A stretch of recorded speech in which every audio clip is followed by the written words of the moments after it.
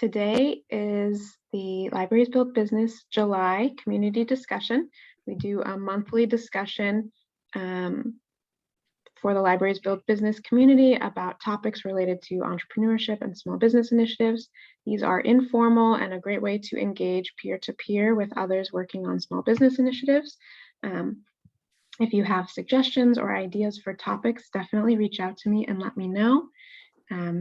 Like I said, this is really informal, so feel free to unmute or put anything in the chat as we go. We'd love to ask questions or engage with other ideas that people have as we go. So I know there's a lot of other people already working on teen programs as well. So today's topic, teen and youth entrepreneurship programs, will be led by the Allen County Public Library in Indiana. We have Nate Bernard here. And the Orange County Library System in Florida, we have Sarah Brown and Tony Orengo from Orange County here today. So one last call. Does anybody have announcements or updates or just want to introduce themselves before I turn it over to our speakers? I see people are putting in the chat. Hello, everyone. Welcome. I would love to hear about the book launch party, but maybe you're going to announce that later. Great question. We had a lot of fun. A few of us were there. And I was just talking to Adam. Ron was there, so we were glad Ron could be there from Gwinnett. Yeah, it was a lot of fun. I just got the pictures back, so I'll share some of those in our channel as well. But it was a great success. We had good cake, good food. We had a special cocktail called the Libraries Build Business Mojito. So we had a good time. Yeah, Carly says great cake.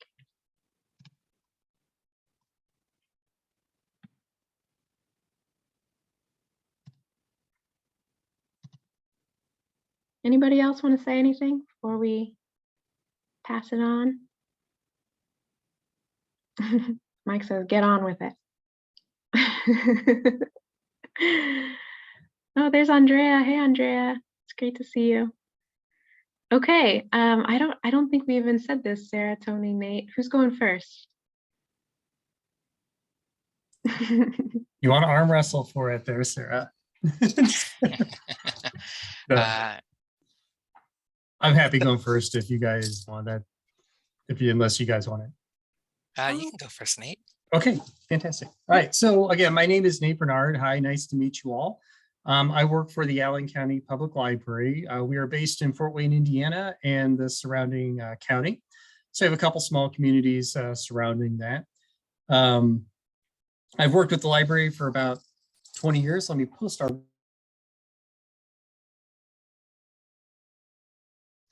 You put yourself on mute on accident, I think. Oh, yeah, peak performance. I have a brace now. This is really great. I typed too hard. So anyways, yeah, I work for the Allen County Public Library, and in my time, I've worked as a children's librarian, worked with teens, branch management, and I work with our main library. And so I've kind of cross-sectioned into what we're going to talk about today in a variety of different ways. It's kind of a combination of where our partnership with the Northeast Indiana Innovation Center, who is our local entrepreneurship incubator, met with our summer learning program, which is our grant-funded program for literacy and youth development. Both of them are great partnerships, and they've kind of really grown up separately, and it's really interesting to see how they've intersected. So first, I'll talk a little bit about our summer learning program grant, because that's the one that's been around the longest. When I started, we didn't have a grant, and so 20 years ago, Follinger Foundation gave us a lot of money, which is the best thing that's ever happened to our summer learning program, because we were able to really expand the scope. But as you know, with grants, with expanded scope comes expanded responsibilities. And so, that really also leveled up our reporting and what our intentional outcomes were. And so one of the things that started with our summer learning program was the Team Read program. So that was initially we'd hire, about 20 or so teens over the course of the summer, and they would, read books to kids around the county, like let's get the kids hired, let's go out and we'll do some literacy action.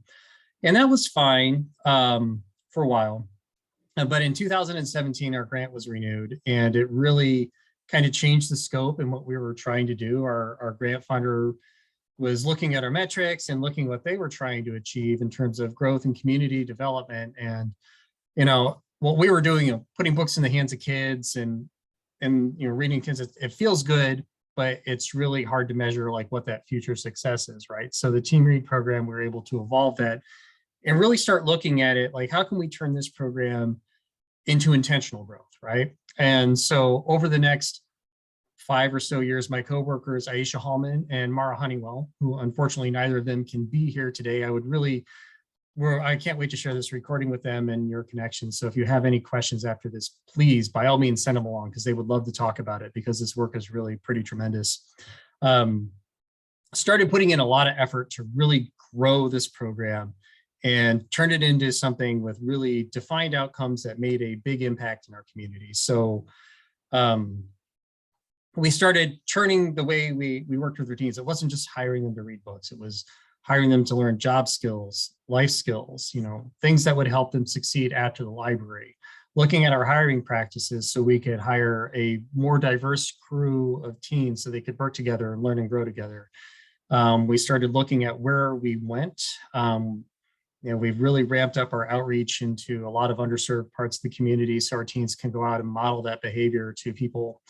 And what we've seen over the years now with this is we're starting to see a ton of retention from that and building into the library's employment base. Like we have so many people now, I can think of at least 5 off the top of my head, who are working here with the library who started with Team Read.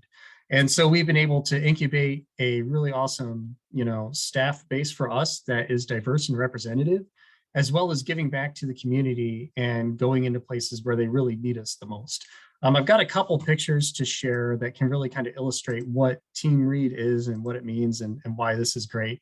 So this is our whole Team Read group. As you can see, like they're out at Renaissance Point YMCA. It is in the southeast side of town. That is one of our places in our underserved communities, and they're just thrilled. They will go out, they'll read books, they'll play games, they'll teach kids, they model the behavior.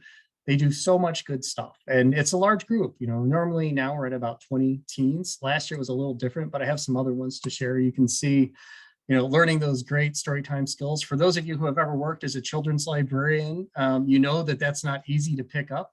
It is not for everyone, but these kids are great at it. Modeling the behavior. This is how you read the book, making sure you show them the picture and giving those kids a role model. It's really exciting to see them come in every week. And when they get that visit, they're like, oh my gosh, Team Read's here. And they know their person. They'll go over and sit down with them. They build those relationships. It's really fantastic. The pandemic, that was something else. As you can see, we had to still take the reading to our community, but we're doing it over Zoom. Let me tell you, that was quite the experience for our Team Read coordinators, for Mara and Aisha and our teens. But despite all the chaos of imagine 20 people reading stories over Zoom in one room at once. It worked and it was great. And we were able to reach people who, had their doors closed to pretty much every other outreach opportunity because of the pandemic.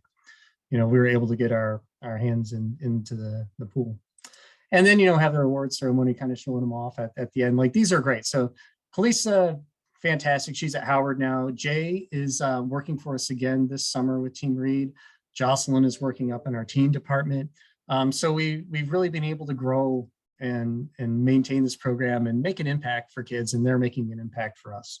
And so where this comes to the business community, and I'm going to stop my share here real quick, is our partnership with the Northeast Indiana Innovation Center. And I'm just going to give you their website as well. And they are a local nonprofit whose purpose is to incubate small businesses, entrepreneurs, help them along the process. Through our time here with you all, I've seen a lot of programs you're doing, and it's great. Those are awesome. And so we're very lucky in that we already have a nonprofit that does most of that. So our job is to get as many people to them as we can because, they exist and that is their purpose. And also about 5 years ago, we entered into a formal partnership agreement with them, and we weren't quite sure what that was going to look like, right? But we both recognized that there is potential to grow. Their physical location is on the north side of the city, beyond the bypass by the college, and it's hard to access for everybody. If you have a car, it's great, but if you don't, the visibility is not great. It's not on a good bus line. It's extremely hard to get there. So how can the library maximize our resource, which is our reach around the county? We have 14 branch locations, including our main library. And we're a name that everybody knows. The library is great. So we're two nonprofits. We have, kind of meshing goals where we want to help people succeed. We want to increase entrepreneurship. Obviously, it increases the tax base, brings, opportunity to the community, all of that. So the partnership evolved over the next couple of years. It started off, kind of hit or miss. We would have them have office hours at our library. We went and trained at their facility to learn what they have. But, the flow of people into their organization was okay, but it wasn't maximizing the effort that we were put in. And so we had a couple things happen simultaneously, right? They launched a new grant program that was also funded by the Fullinger Foundation, who funds our grant for the summer learning. And that was their breakthrough program, where they started a cohort of entrepreneurs, specifically from underserved communities, to help them grow and succeed. And so we were able to integrate ourselves into that process, sharing the library's resources and expertise as that moved along.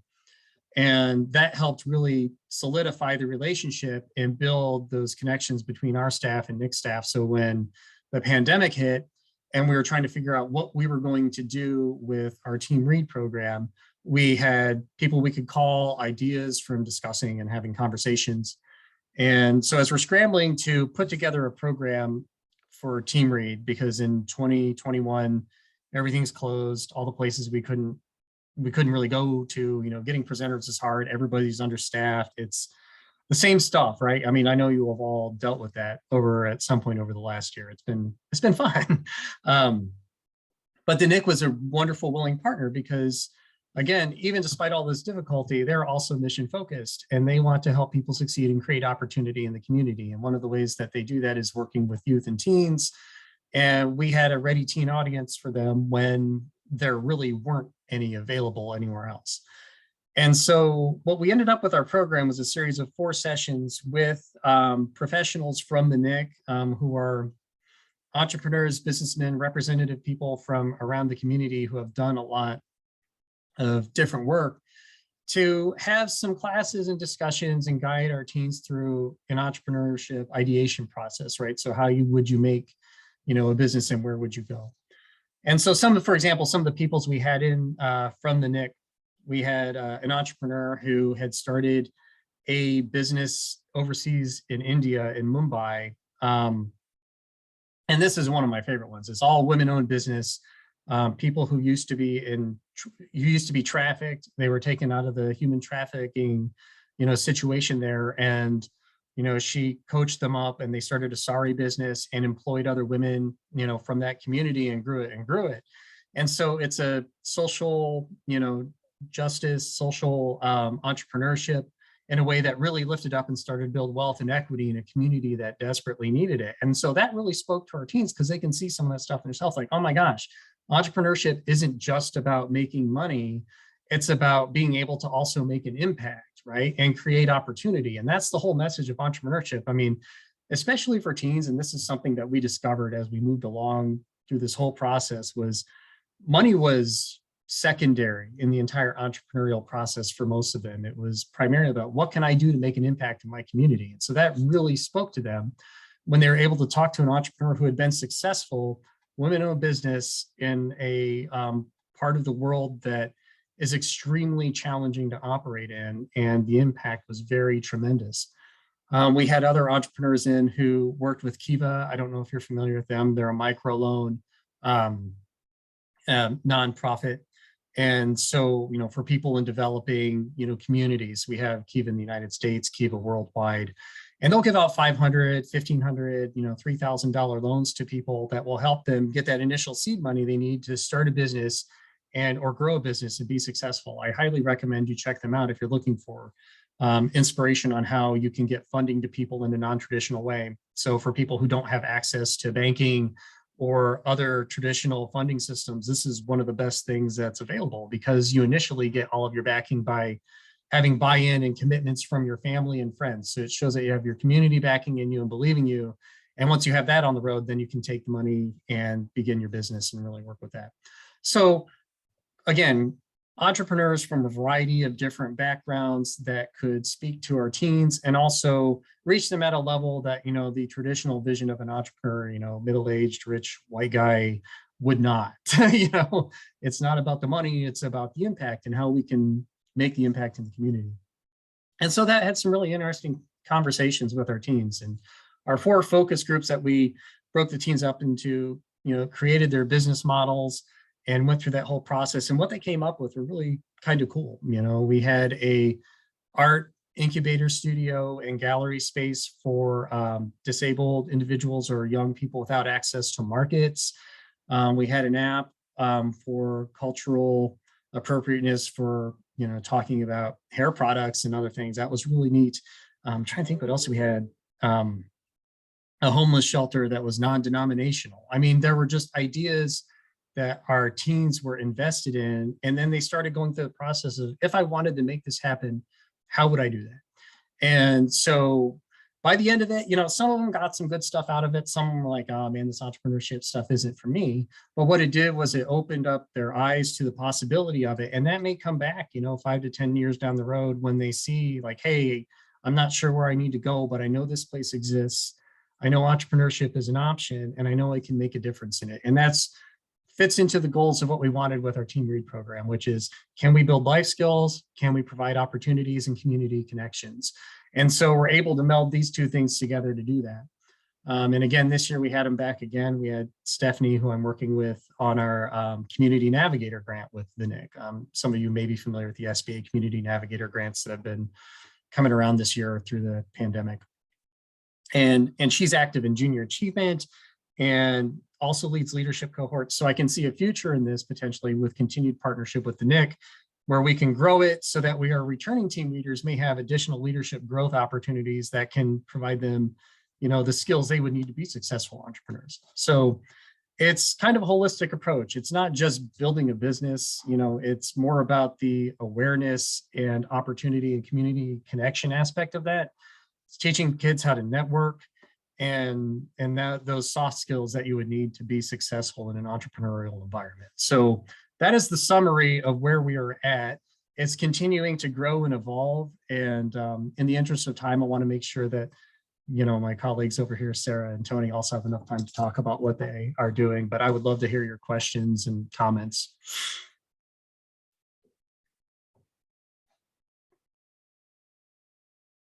So, okay, yeah. So the cohort, the Team Read program runs 8 weeks in the summer. The NIC cohort that we were involved in with their group was a year, but that was us partnering with what they were already doing. Within the library, ours have been on a smaller scale. The one that Stephanie, our friend at the NIC, is currently leading through junior achievement, she has 2. There's one that's a 9-week program, and then there's a week junior leadership program that's a week long. So there are a variety of different stuff. And they all kind of focus on different things. Welcome.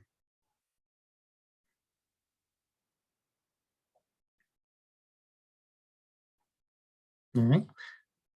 Well, then I will turn it over to Tony and Sarah. And if you have any other questions, feel free to put them in the chat and I can answer them afterwards. And thank you for your time and for hanging out. Awesome. Well, Thank you, Nate. yeah, thank you. We really appreciate it. We have some slides we want to share if that's okay with everyone. So we've got some neat pictures and other things like that. So give us just a second while we get situated here. All right, let's see. Can everyone see that okay? Let me see if I can pull you up so I can see you. Show video panel. There we go. Yeah, looks good. Excellent. Great. Well, hello, everyone. My name is Tony, and it's truly a treat to be here with you and just to hear and learn of all the awesome things that are happening throughout the country. I'm one of the instructional designers here at the Technology and Education Center of the Orange County Library System in Orlando. And I'm joined today by Sarah Brown, who is the branch manager of one of our best branches. So it's a thrill to be here with you guys.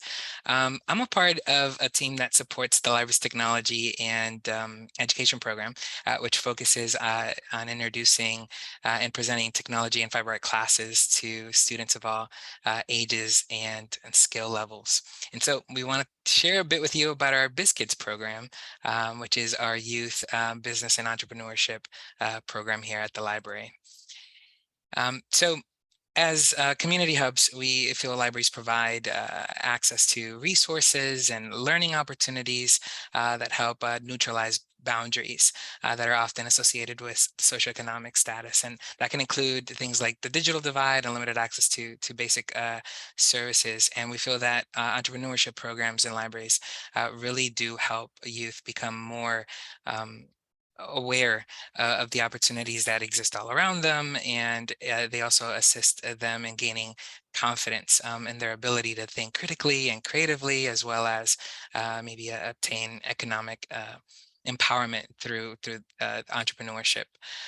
In 2007, which feels like ages ago, we introduced a series of courses here called BizKids, and this is a program that introduces kids ages 9 to 14 to the worlds of business and entrepreneurship. Just a really quick side note, we started another club here this past Tuesday, and I was making small talk with the students, and one of them, I asked her, hey, so have you given business ideas, any thoughts? Do you have any business ideas? And she's like, yeah, I actually started a business a while ago when I was younger.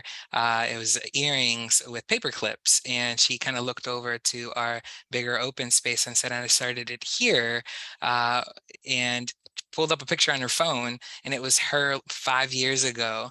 And she was 8 years old and looked real tiny and small, and now she's 13 and she's taking our classes still. So that was just an awesome start to my week this week. But we introduced this program in 2017, so we've been at it for a little bit now. And through a series of instructor-led sessions, our BizKids participants, they get to create business plans and budgets. They work on marketing collateral, as well as learn how to pitch their business idea to an audience of potential investors, their parents, and others. In each session, students are guided through a series of fun, hands-on activities and memorable role-playing exercises. They use Microsoft Word and Excel and PowerPoint to create flyers and business presentations, budgets and inventory spreadsheets. And along the way, in addition to learning important entrepreneurship and business skills, they learn important life skills, such as critical thinking, communication, and collaboration. This here is one of my favorite pictures. It's kids working in the library's gift shop, and I'll tell you more about that in a second. But we started this pretty small, but we knew we wanted to create an experience that was immersive for our students. So to that end, we collaborated with the Friends of the Library organization that runs our gift shop, and also local business owners and entrepreneurs. And these collaborations led to students having the opportunity to work the library's gifts and greeting shop. And there they learned effective customer service skills. They learned about merchandising. They love to use the pricing gun you see there, and also using the cash register. And one of the kids shared, he was 11, of his experience. My experience has been unlike anything I've experienced before. It was exciting to work in an actual store for the first time. It's an experience you can only get here at the library. BizKids, you can't do this anywhere else. His words, he wasn't paid to say that. But an interesting kind of side note, I spoke to the folks that manage that, and the days the kids are working the gift shop are the days that the gift shop makes the most money. They are excellent salespeople, and that goes right back to our programming. So it's a win-win for everybody involved. After a successful launch of the program in 2017, we were inspired to take our kids' experience further, and we wanted to create a space where they could put into practice the skills that they learned in the BizKids classes, and an event that was specifically designed for youth. So that led us to start the Orlando Children's Business Fair, which is a one-day marketplace that showcases youth-run businesses in our community. And the fair is awesome. It's one of my favorite parts of all that we do here. It challenges the kids to create a product or a service, to develop a brand and a marketing strategy, and ultimately to launch a business. And this challenge that we presented our kids with was enthusiastically accepted and embraced, not just by the parents, but really by the entire family. And that was one of my favorite aspects of this. So they worked together to prepare and organize everything that they needed in order to launch their business. It was an exciting kind of time for everybody that was involved. We had one rule at the fair, and though we invited parents and family members to participate and join in, we wanted the youth entrepreneurs to be the ones to have the experience of presenting their products and interacting with customers. And honestly, every year we're blown away when we get to do this. It's turned into an annual event for us, because the kids are real creative, and they set up shop and they sell things like artwork and handmade soaps and delicious baked goods and jewelry. Some of them made with really clever materials like Legos, and so much more. I remember one year we had a parent who came up to me afterwards, and she thanked us for doing this because her kid was on the spectrum, and he was pretty to himself, and she saw him really open up at the fair, in proudly presenting his products to customers and interacting with them. So it's always heartwarming to hear those stories. We conclude each of the fairs with a ceremony where we recognize and celebrate everyone who participates. We work with local business leaders to identify judges who serve as mentors for our kids as well, and they meet with students and provide them with feedback and help also select award recipients. So everyone is acknowledged for their participation, but then we have kind of honorable mentions. And so there's a small investment that each kid business has to put forth in order to participate in the fair. It's like $10. But that goes right back to us being able to award them with a little cash prize to encourage them to continue to kind of pursue their business idea. And also, our ultimate aim really is to encourage them to continue chasing after their dreams, believing in themselves and all that they can achieve with hard work and dedication. So since we've launched, hundreds of kids have been featured at the fair, and thousands of community members have come out to attend in support of the kids. One of my favorite quotes here from one of the parents who happens to be involved in our local university's childhood development program shared that, "I thought you all did such an amazing job supporting the students, but also empowering them with information about financial literacy, entrepreneurship vocabulary, and ideas that sparked so much creativity and wonder. BizKids covers so many things we try to do in encouraging childhood development, in academics and human development. What a great opportunity." One of the participants, Celeste, shared, "This is one of the best memories I've had in my entire life." And she's gone on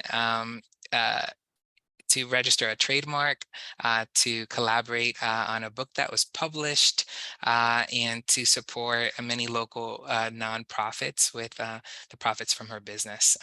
Her mom shared with us that the experience helps young people realize that they are impactful, that they can make a difference in their life, and sometimes in the lives of others.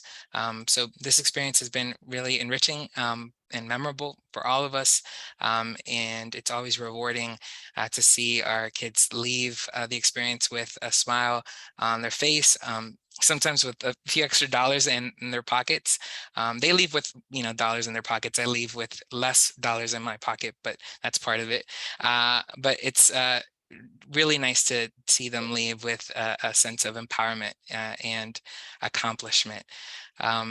In the we were fortunate and honored to receive PLA's Innovation Award in 2018 for the BizKids program, which really served as fuel and encouragement for us to continue expanding the program. So with that, I'm going to hand it over to Sarah so she could talk a little bit about what we've done since receiving the award. Okay, thank you, Tony. We did have a few questions in the chat. I was able to answer all of them, Tony, except for one. And the question that I was not able to answer was how many kids participate in the business fair? The very first fair, we honestly didn't know who was going to come, and so we opened up 25 spots. It's a table per business, and all 25 spots were filled. And so that first year was 25 with about 400 in attendance. Every year since then, we had to move to a larger space.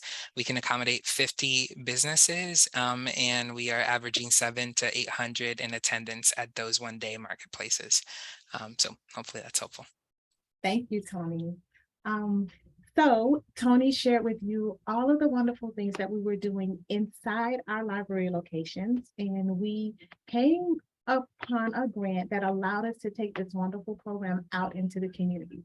One of the barriers that we had was offering these great programs, but not everyone in the communities that we serve were able to participate for any particular reasons, whether it be transportation or kids had not been exposed to their public library. So we were able to apply for a funded grant by Orange County government that was a $26 million grant. And a part of this program or this project, they were looking for nonprofits in Orange County that would offer different types of programming for kids in the community, and not just any kids in the community, but kids that lived in areas that had high teenage pregnancy rates, that had low reading and math skills, and for elementary and middle school kids, kids who had parents that had been incarcerated, or kids that just were struggling as far as living in poverty and or not having access to certain services and resources. So we were ecstatic about applying for this funding. We already had a wonderful program, which was BizKids. And so our goal when we applied was to be able to take this program into those communities. So the grant had already did the Orange County government had already did all of the research to find out where these areas were. So when we applied for the funding, you had to use the funding in 5 different sectors. So each one of those sectors was a part of a certain zip code or maybe multiple zip codes. So what we did was we went through every sector and we found our library branches that served those areas. So as you can see, there were some sectors that had at least 1 library, but there were other sectors that had 2 libraries. And the third sector, which was the branch that I was working at the time as assistant manager at Hiawassee, we had 3 libraries that were in those sectors. All of these sectors served underserved communities. All of these sectors had kids that lived there who had never been to a library before. So we were excited about taking the BizKids program and taking it out into the community. So what we did was, with the funding, we agreed to remove some of those barriers. The barriers were, instead of kids coming to our library, we would go to them, whether it was at their church, their summer camp, their after-school program, their school, or at their community center. We went to them. One of the other things that we did was we didn't just go to them with the program, but we went to them with laptops so that they could have their own computers so that we could overcome the digital divide. We also gave them bus passes, so if they didn't have transportation, they could catch the bus. We fed them dinner or lunch or snacks so that if they couldn't focus because they hadn't eaten, we provided the food. We also provided mentors for the kids, and we made it an experience for them so that they could learn, find out about business, and not have to worry about some of the things that the kids that live in these areas had to deal with. So it was really exciting for us to be able to take this award-winning program out into the community. And one of the great things about it was that the organizations that applied for the funding were given certain teaching standards. So we chose the entrepreneurship program, but other organizations that applied for the funding had different types of programs, like a mentorship group, or they provided counseling, or they may have provided just a safe place for kids who had gone through traumatic experiences. So we were able to partner with the other organizations that were funded through the same grant and work together and collaborate to make it more successful. So the picture of the boys at the very bottom left-hand corner of your screen, they were a part of a mentorship group called Boys to Men. So Boys to Men was the first community organization that we were able to connect with. We went to their location. They would come to the community center every day after school, and they would actually stay there until like 8 o'clock at night until they were taken home. So we were able to go to them, and the parents were able to come to an orientation where we met them. We let them know what the program was about. And I actually participated in this one, and it was just so touching because a lot of the kids that were there at our very first meeting, I asked them how many of them had been into one of our libraries. We have 15 locations. None of them had ever stepped foot in a library. So of course they didn't have library cards. So with this connection, we were able to let them know about the library and also give them an opportunity to participate in the programming. Just some kids, it's just natural for them to participate in. It's just natural that their parents take them to the library. So that was really near and dear to my heart, that I got the opportunity to go into these communities and to give these kids an experience that they hadn't had before.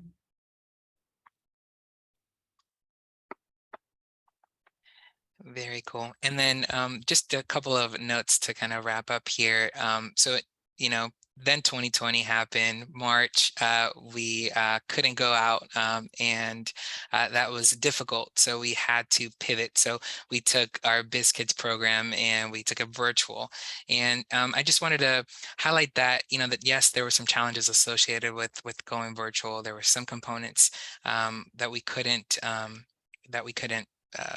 continue, but it was such an awesome experience. We were able to transition to virtual very quickly, and so there weren't many opportunities online for kids in the community to get together with other students their age, to socialize and to share ideas, and so this afforded that opportunity. One of the stories that really stood out to me was a kid who had a nursery business, and because it was virtual, he was able to take us outside to his yard, and he pointed the phone to all of the plants that he had, and at one point very casually he says, these need to be moved quickly because they're about to die. Like he was trying to sell the avocado plant trees because they were on their way out.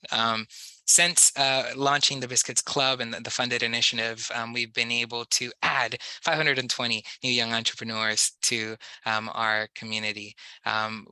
One of our surveys, we surveyed participants at the end, was really awesome. The parent shared this was an outstanding multi-session class. The instructors were amazing. They were so caring. They knew the content well, and they inspired learning, which is what we're all about. So we wanted to show you a very brief video of the kids in action, and with that, we would close out. So. Ready to become an entrepreneur? Join the BizKids Club, a 10-session instructor-led program that introduces middle school students to the world of business and entrepreneurship. Create a business plan, design marketing materials, practice customer service skills, and launch a business. $2, please. I have a great assortment of Lego necklaces, earrings, bracelets. I sell common bottles and stress balls. This teaches skills that you don't necessarily get in school. I've learned how to save money, how to make profit. And she's so happy because she can make her own sale by herself. The kids get firsthand to experience customers, transactions. I think as a parent, it's fun to see him do this and thrive. I want to be an entrepreneur so I could make better technology for people and the community. It was a really fun experience. You should definitely join it. For more information or to register, visit ocls.info/bizkidsclub.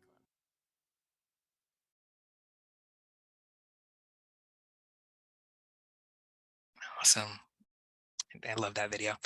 Thank you. Here's our contact information. If you'd like to be connected and share, what you're up to at your location, we are looking to learn and to expand this.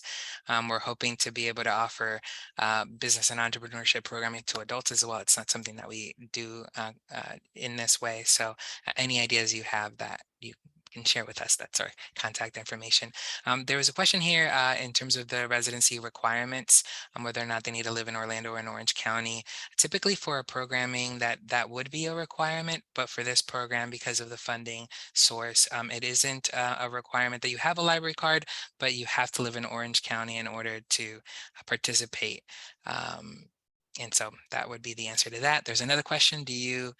Does your virtual program maintain the same attendance as the in-person program? Was there an increase or a decrease? Initially, Sonia, we saw an increase in the summer that we weren't anticipating. We saw quite a few kids in attendance. Because I think there weren't a whole lot of options around, so that was kind of helpful to us as well. I think our online attendance has tapered off a little bit. I think there's a little bit of fatigue with screens and everything else like that, but we have seen an uptick in our in-person attendance. I do have a really funny question about who could participate, because when we first went virtual, we hadn't put in those checks and balances to make sure that our participants were from Orange County.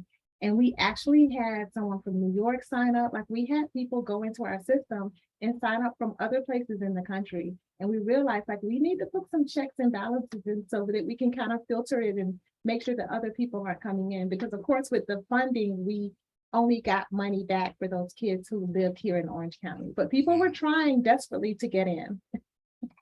We had some folks from Orange County, California. Yeah. So there's a question, will you be able to continue the program after the grant period? We absolutely have plans to continue the program after the grant period. There's some things we may not be able to do without that funding. We would sometimes get pizza for the kids and things like that. That might be a little harder without the funding, but we're fortunate enough here at the Orange County Library System to have a team of technology instructors and instructors throughout the library system. And so because this was something that we had going on prior to the funding, we anticipate being able to continue to offer BizKids past the funding period as well. So hopefully, Natalie, that answers your question as well. So it was designed in-house by our team. We have a team of instructional designers, and then we have technology trainers who are able to present those classes.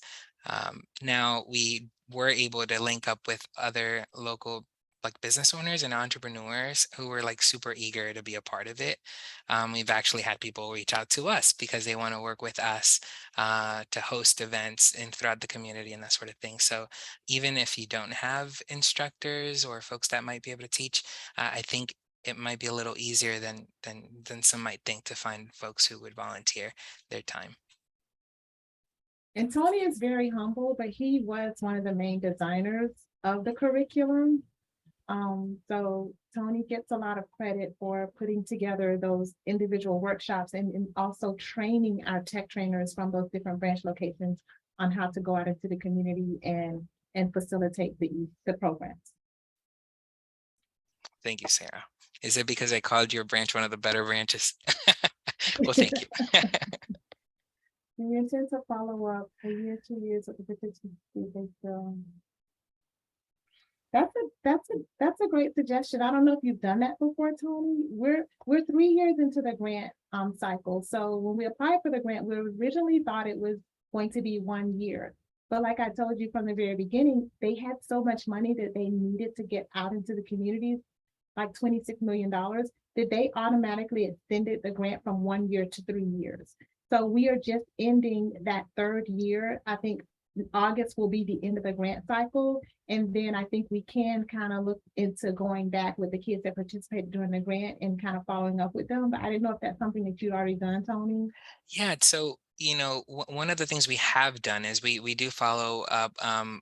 We want some of the kids who've graduated from the program to come back and help the kids that are going through it now. So in that sense, we've kind of reached out to a lot of the folks that have gone through the program. So in one of the years, one of the entrepreneurs who participated in the first Children's Business Fair, she came back and was a judge and a mentor at another event. We also, hold on to the contact information. We have a lot of other programming that would be of interest to this audience. So we, from time to time, do reach back out to them, offering them other learning opportunities. We haven't specifically reached out to them to see if they needed more business support, but that sparked some ideas. So thank you, Stacy.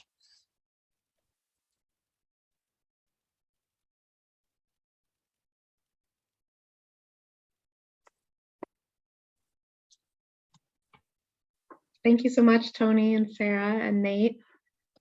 We still have 15 minutes, so if other people have questions, or there's a lot of people here that are also doing teen and youth entrepreneurship initiatives. I think before most of us jumped on, Vivian shared a cool link about the program that they're doing at the Chesapeake Library. So Vivian, if you're still there, we'd love to talk about that.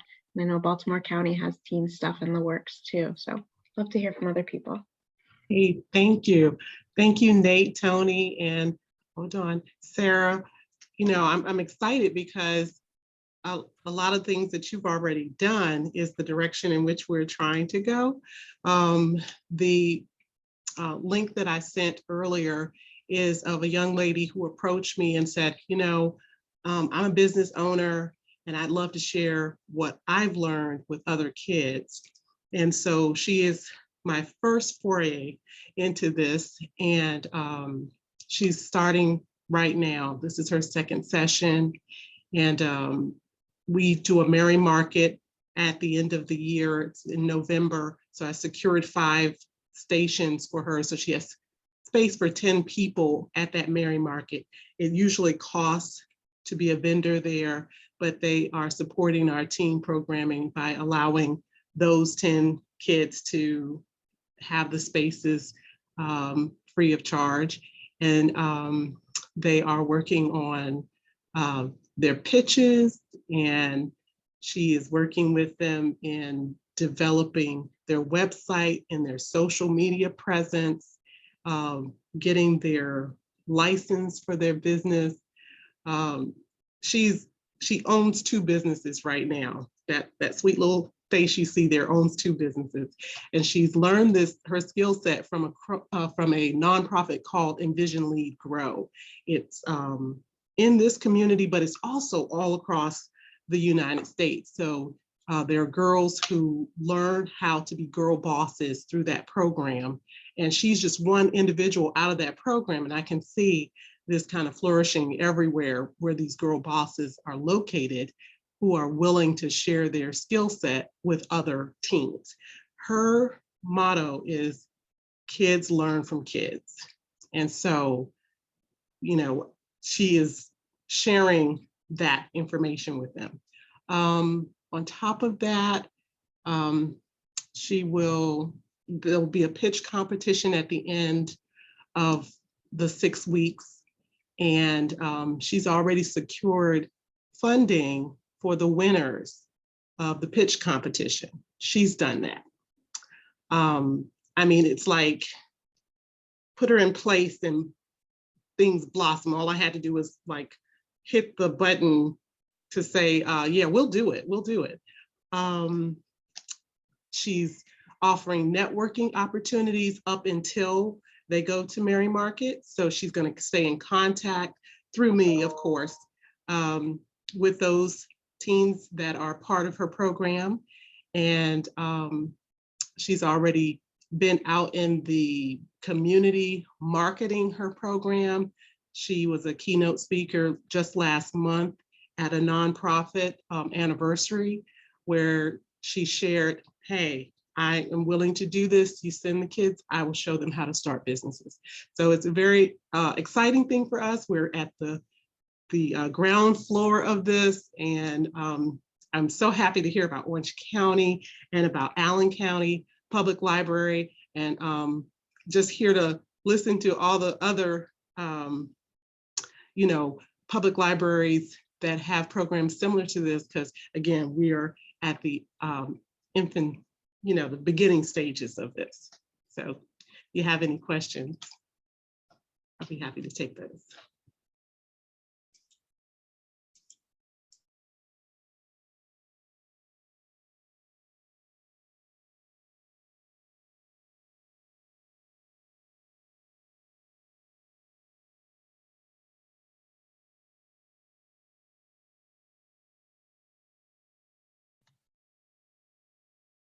Is anybody else working on something they want to share or have some inspiration after today? Hi, Megan. I can share. Hi, my name is Carly from Baltimore County Public Library. I love this presentation today. These meetings are always really inspiring. So we ran a pilot program for a teen entrepreneur academy this past spring. It was a variation of our original adult entrepreneur academy that we've held since 2019. The adult version is 7 weeks long, covering essentially all the steps leading up to launching a successful business. And then the teen version is a spin-off. We made it 4 weeks originally, and we held it at 2 different branches in our system. And we learned a lot from it. We had a small turnout at first, but I got a lot of great feedback. So I'm actually planning the next version this September. Instead of doing 4 classes, we're going to do 2 longer classes. I learned that 4 classes is a bit of a commitment for high schoolers to come back 4 weeks in a row, just balancing other extracurriculars.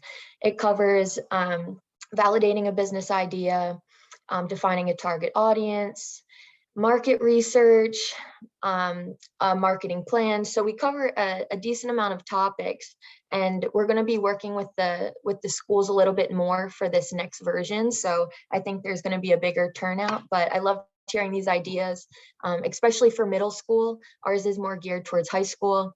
But yeah, that's our idea, and we're trying to just learn from it and develop it. But yeah, thank you. These are great ideas.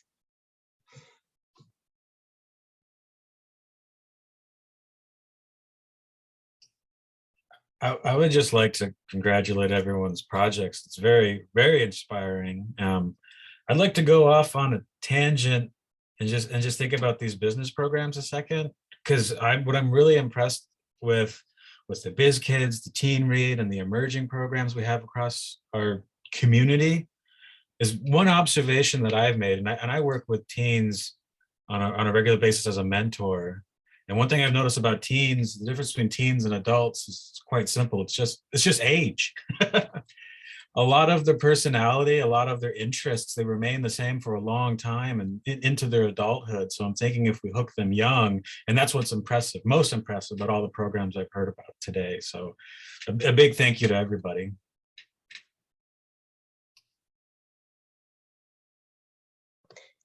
I'll add one more thing. I know Plano Public Library in Texas just held a teen entrepreneur academy as well. They did it along with their SCORE mentors, their local SCORE mentor network.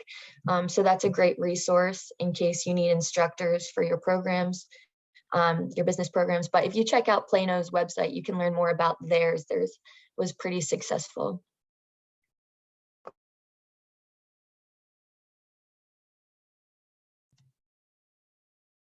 Wow, really cool. Thanks, everyone. I didn't mention at the beginning, but we're running peer coaching from the Libraries Build Business community this summer and into the fall. I'm going to drop the link in the chat. So if you have a new program just getting off the ground, or if you're starting or thinking about starting a small business initiative at your library, we have 6 coaches that already have established small business programs from the Libraries Build Business community that you can work with one-to-one to kind of bounce ideas and get some feedback. We'd love to have you. We have a few spaces open right now. So definitely, I just dropped the link in the chat. Check that out if you think that might help you. You would get, like I said, you'd get one-to-one support from one of our Libraries Build Business coaches. So check that out. We also have, I think most of you may have found this discussion today from our Slack community, but we use an asynchronous discussion board on Slack to share resources and messages, ask one another questions. Everyone is invited to join us there. I'd love for people to engage there, post pictures of their programs, tell us what's going on, give updates so that we can support you from afar. So the link to join the chat is also, or the link to join Slack is also in the chat now. So definitely join us there, and please say hi, introduce yourself, tell us about your program, share pictures. We'd love to have you there. And then I think that's it. These are monthly discussions. Our next one will be mid-August with, I believe we're going to be, the people from BRASS, RUSA, ALA RUSA's business reference section. So come back in August and chat with us again then. Like I said before, if you have any other ideas for topics or things you want to discuss, if you have something that you'd like to lead, I'm all ears. I'd love to hear from you. I have an evaluation ticket for our chat today, just so you can give us some feedback on what you thought worked about our conversation today, or any other ideas you have for future conversations. And I think that's it for me. So